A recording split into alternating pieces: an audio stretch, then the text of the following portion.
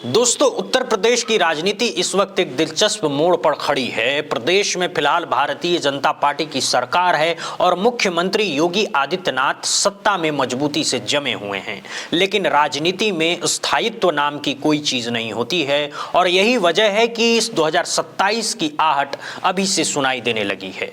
उत्तर प्रदेश की राजनीति का एक बड़ा नाम अखिलेश यादव साल 2012 में ऐतिहासिक जीत के साथ मुख्यमंत्री बने। अखिलेश यादव 2017 तक सत्ता में रहे, लेकिन इसके बाद ऐसा राजनीतिक चक्र चला कि पिछले लगभग 10 सालों से अखिलेश यादव मुख्यमंत्री पद से दूर हैं।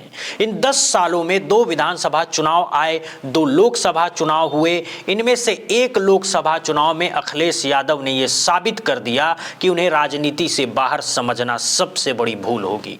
उस चुनाव में समाजवादी पार्टी ने जबरदस्त वापसी की और बीजेपी को साफ संदेश दिया कि मुकाबला अभी खत्म नहीं हुआ है। अब बात करते हैं 2027 की और इस बार अखिलेश यादव पूरी तैयारी के मूड में नजर आ रहे हैं। हाल ही में अखिलेश यादव ने अपने सभी सांसदों की एक अहम बैठक बुलाई। बैठक का सवाल बिल्कुल सीधा था, 2027 में समाजवादी पार्टी सत्ता में वापसी कैसे कर सकती है। इस बैठक में कई मुद्दों पर चर्चा हुई, संगठन, सोशल इंजीनियरिंग, जातीय समीकरण, बीजेपी की रणनीति, लेकिन सबसे बड़ा और सबसे गर्म मुद्दा रहा चंद्रशेखर आजाद और असदुद्दीन ओवैसी। बैठक में मौजूद सांसदों की राय लगभग एक जैसी थी। उनका साफ कहना था चंद्रशेखर आजाद को साथ लिए बिना या उनका कोई तोड़ निकाले बिना 2027 में वापसी बेहद मुश्किल है। और इसके पीछे वजह भी साफ है। पश्चिमी उत्तर प्रदेश में चंद्रशेखर आजाद ने अपने संगठन को जिस तरीके से खड़ा किया है, उसने समाजवादी पार्टी की नींद उड़ा दी है। दलित समाज में उनकी पकड़, युवाओं के बीच उनकी लोकप्रियता, आक्रामक राजनीति और सड़क पर उतरने की क्षमता, इन सब ने मिलकर चंद्रशेखर आजाद को सिर्फ एक नेता नहीं बल्कि एक आंदोलन का चेहरा बना दिया है। सबसे बड़ी चिंता की बात यह है कि पश्चिमी यूपी में समाजवादी पार्टी के मुस्लिम और दलित समाज से जुड़े कई पुराने पदाधिकारी अब धीरे धीरे आजाद समाज पार्टी की ओर शिफ्ट हो चुके हैं।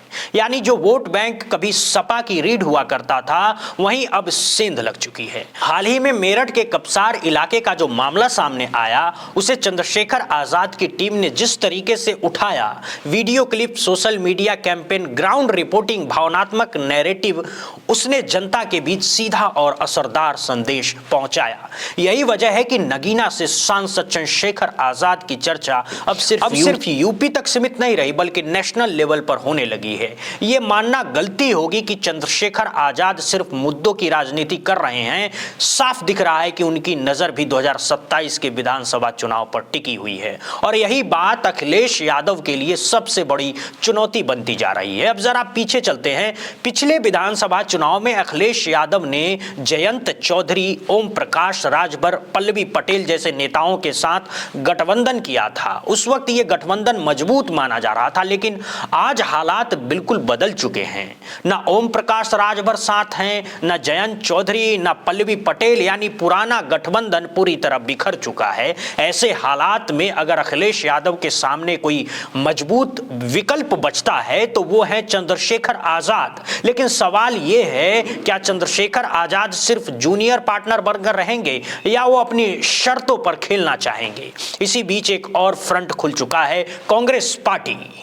कांग्रेस अब बैकफुट पर नहीं दिख रही है बल्कि उसकी डिमांड दिन ब दिन बढ़ती जा रही है। हाल ही में इमरान मसूद का बयान सामने आया जिसमें उन्होंने साफ कहा, हमें 150 से ज्यादा सीटें चाहिए। अब सोचिए, जब खुद समाजवादी पार्टी को 2027 में सत्ता में वापसी के लिए हर सीट की जरूरत है तो इतनी बड़ी डिमांड को कैसे पूरा किया जाएगा। 2027 का चुनाव अखिलेश यादव के लिए सिर्फ सत्ता की लड़ाई नहीं है बल्कि राजनीतिक अस्तित्व की परीक्षा है। एक तरफ बीजेपी की मजबूत मशीनरी, दूसरी तरफ चंद्रशेखर आजाद की बढ़ती लोकप्रियता, तीसरी तरफ कांग्रेस की बढ़ती शर्तें। इन तीनों के बीच संतुलन बनाना आसान नहीं है। उत्तर प्रदेश की राजनीति अब सिर्फ बीजेपी बनाम समाजवादी पार्टी नहीं रह गई है। अब ये मुकाबला बन चुका है संगठन बनाम आंदोलन, पुराने चेहरे बनाम नए तेवर, सत्ता की राजनीति बनाम सड़क की राजनीति। 2027 तक राजनीति में कई नए मोड़ आएंगे, कई गठबंधन टूटेंगे और कई नए चेहरे उभरेंगे, लेकिन एक बात तय है। 2027 का उत्तर प्रदेश चुनाव अब तक का सबसे दिलचस्प और सबसे कठिन चुनाव होने वाला है। तो सवाल बिल्कुल साफ है दोस्तों, इतनी सीटें अखिलेश यादव कांग्रेस को दे भी नहीं सकते। और अगर ईमानदारी से देखा जाए तो उत्तर प्रदेश में कांग्रेस की मौजूदा हालात किसी से छिपी हुई नहीं है। कांग्रेस अब यूपी में ऐसी स्थिति में नहीं है कि वो 150 सीटों जैसे डिमांड रख सके। अगर हम पिछली बार की बात करें तो 2022 के विधानसभा चुनाव में अखिलेश यादव ने अपने सहयोगियों को खुलकर सीटें दी थी।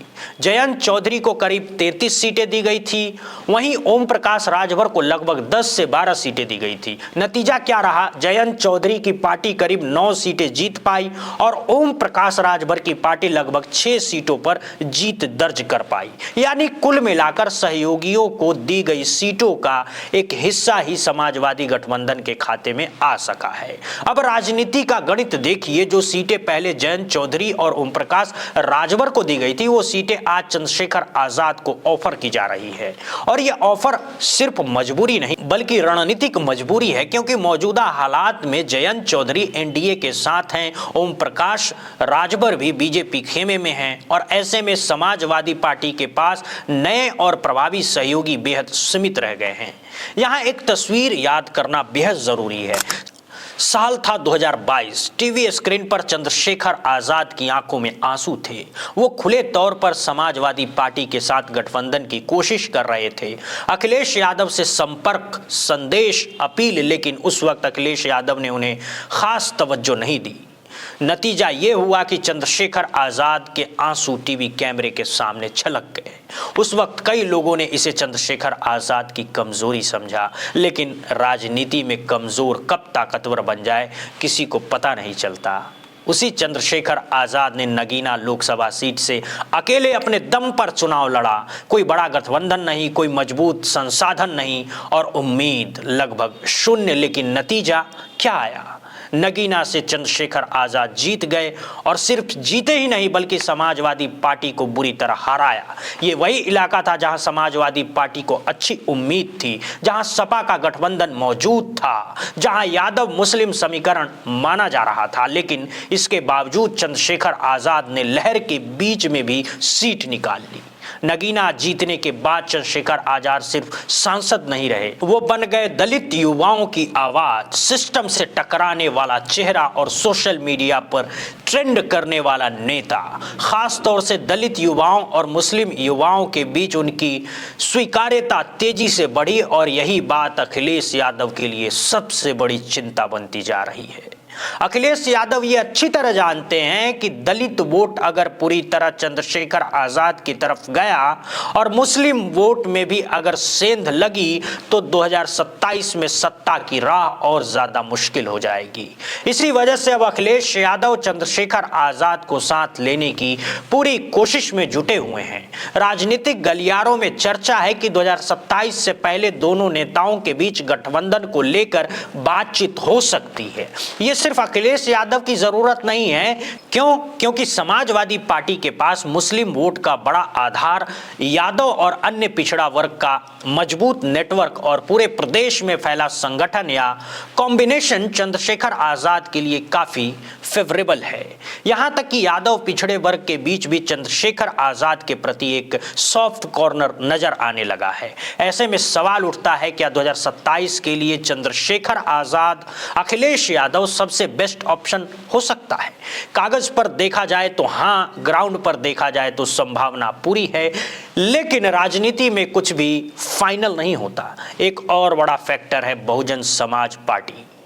अगर अखिलेश यादव बीएसपी को साथ लेने की सोचते हैं तो उन्हें मायावती जी को अच्छी खासी सीटें देनी होगी और यह फैसला आसान बिल्कुल नहीं होगा, क्योंकि इस सीटें कम हैं, दावेदार ज्यादा हैं और हर गठबंधन की अपनी शर्तें हैं। 2027 का चुनाव अखिलेश यादव के लिए सिर्फ सत्ता की लड़ाई नहीं है बल्कि सही सहयोगी चुनने की लड़ाई है। कांग्रेस की बड़ी डिमांड, चंद्रशेखर आजाद की बढ़ती ताकत, बीएसपी का अलग समीकरण, इन सब के बीच अखिलेश यादव को बहुत सोच समझकर चाल चलनी होगी। अब देखना दिलचस्प होगा कि 2027 से पहले कौन किसके साथ आता है और कौन किससे दूरी बनाता है। आपकी इस पूरे मुद्दे पर क्या राय है, कमेंट करके जरूर बताइएगा। चैनल को सब्सक्राइब करें, बेल आइकन दबाना बिल्कुल ना भूलें, वीडियो को ज्यादा से ज्यादा शेयर करें। बहुत बहुत धन्यवाद दोस्तों, बहुत बहुत शुक्रिया।